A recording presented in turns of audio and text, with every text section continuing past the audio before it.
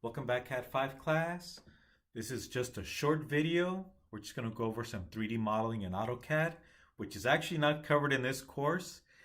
Over 10 years ago, we did used to cover AutoCAD 3D modeling, but AutoCAD 3D is not the most parametric software out there.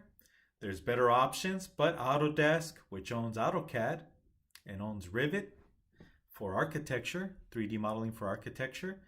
For mechanical, they came out with Inventor 3D. So once again, Autodesk owns Inventor 3D, also owns AutoCAD and Rivet for architecture.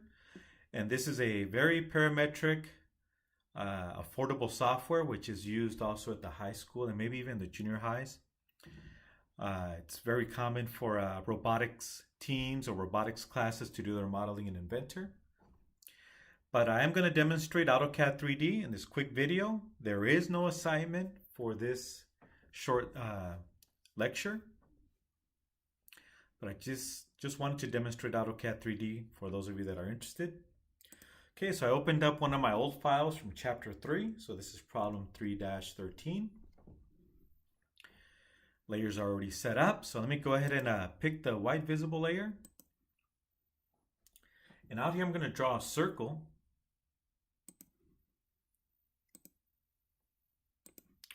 And I'll go ahead and draw a rectangle.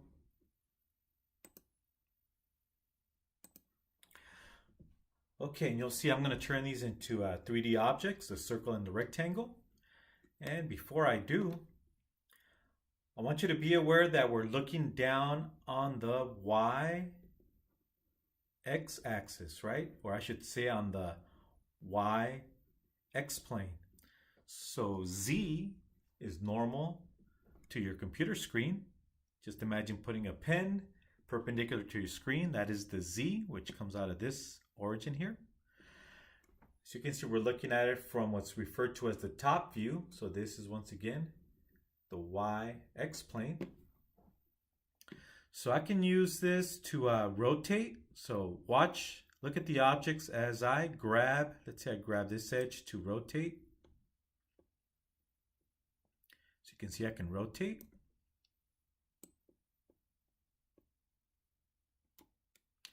I can go back. If you lose your place, you can always click on top and it'll take you back to the original orientation. Okay, you can also grab corners on this box to rotate. Yep, let me try it again, rotate again, so you can see. I can also turn in increments of 90 degrees by clicking on these arrows. In 3, 2, 1, click. See how I rotate it 90 degrees? The top is up here. Click on the other arrow again. Now we're looking at it from the back side. Okay, or the bottom, I should say, the bottom. And click the arrow again to keep rotating.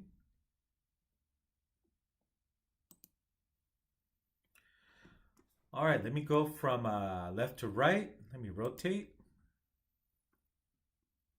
And if I get lost, I can always click on the Home tab here. So if you go to the drop down here and go to the Home, it will actually give you an isometric view. Notice how our cube up here on the top is giving us an isometric view.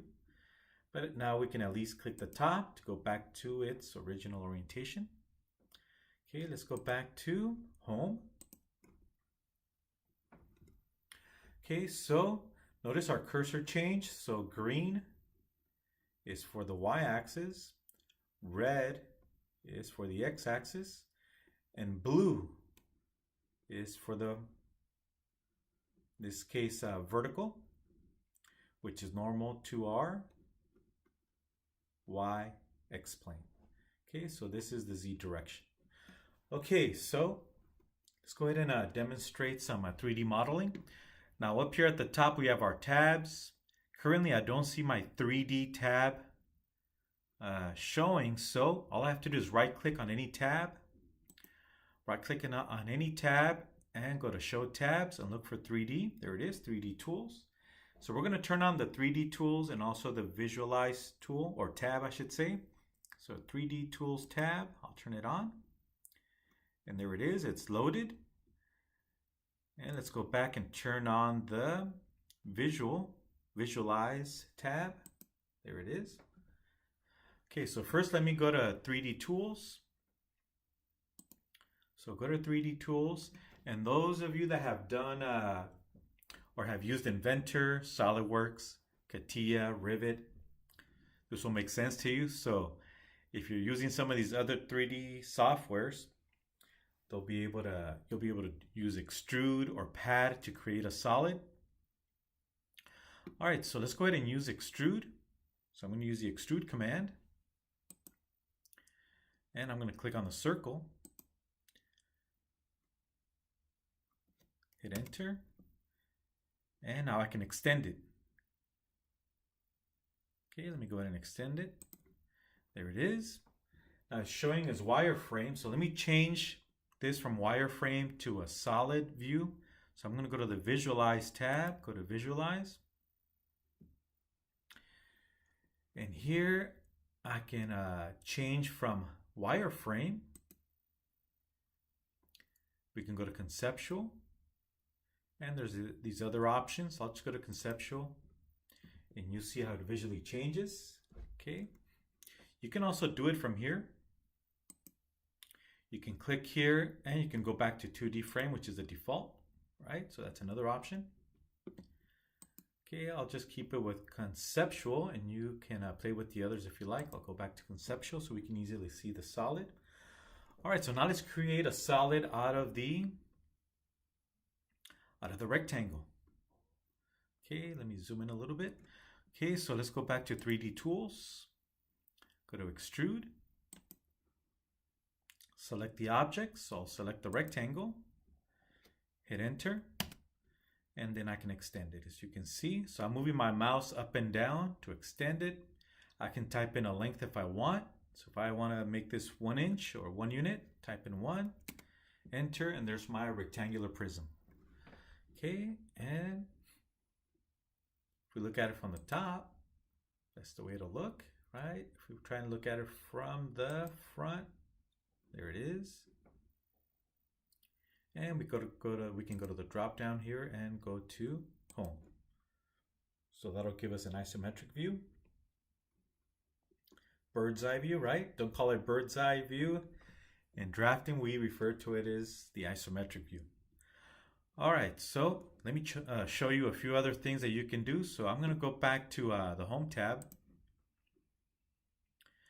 I'm going to draw, let's go ahead and do an ellipse this time. Do an ellipse.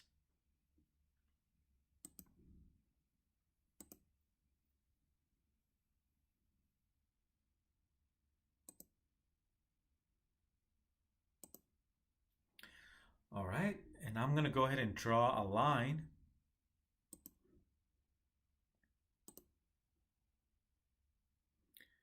I should actually turn on ortho. Okay, let me hit escape. So what I'm going to do is I'm going to rotate this ellipse around this straight line. Okay, so let's go back to 3D Tools, and we're going to do a revolve. Okay, so let's click on revolve. Okay, so if you read the bottom left corner on the command line, it says select objects to revolve. We're going to revolve the ellipse. I'm going to hit enter. Now it's asking us for the axis. Okay, so we're going to go from here to define our axis, the 2 endpoints. And now I can just move the mouse and it'll instantly start rotating, as you can see.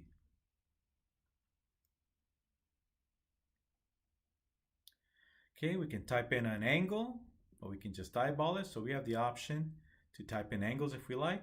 I'll just eyeball it, and I'll just do maybe like a half a revolve or a quarter revolve, roughly. Okay, so let's take a look at this from the left. It's more than a quarter revolve, but you get the picture. That's revolve. Let's go back to the home. And there's also a lot of other things you can do with 3D modeling. Our textbook in this course does not cover 3D modeling, but You can look it up on YouTube videos. Just do a search on AutoCAD 3D, okay? And it'll walk you through some of these commands. I just wanted to show you what AutoCAD 3D can do. It's not fully parametric like, again, Inventor, CATIA, SolidWorks, Rivet, but there are a few companies that do use the AutoCAD 3D. And one reason is because it's very affordable, and some already know how to use AutoCAD 3D, even though it's not the preferred software for 3D modeling. When it comes to 2D, right, flat drawing, 2D AutoCAD is probably the best out there because it's been around for decades and it's very affordable. Okay, so just wanted to give you an intro, and there will be no assignment for this video. All right, see you in the next one.